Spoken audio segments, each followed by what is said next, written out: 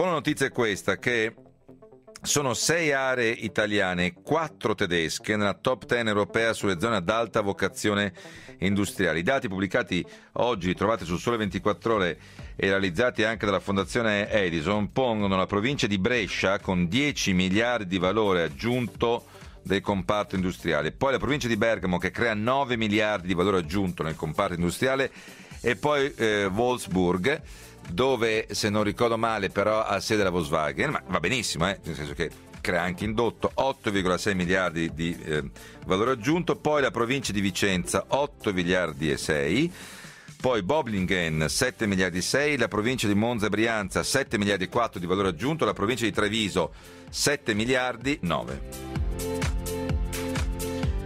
Ed è una buona notizia, nel senso che poi spesso ragioniamo, ma il nostro modello di impresa sì, certo che ha molte difficoltà, però ricordiamoci anche di quello che ancora riesce a esprimere in termini di export e riuscirebbe a esprimere anche nel mercato unico europeo, nell'unico mercato ormai tutto interno, se non ci fossero certe regole nazionali e anche di carattere europeo.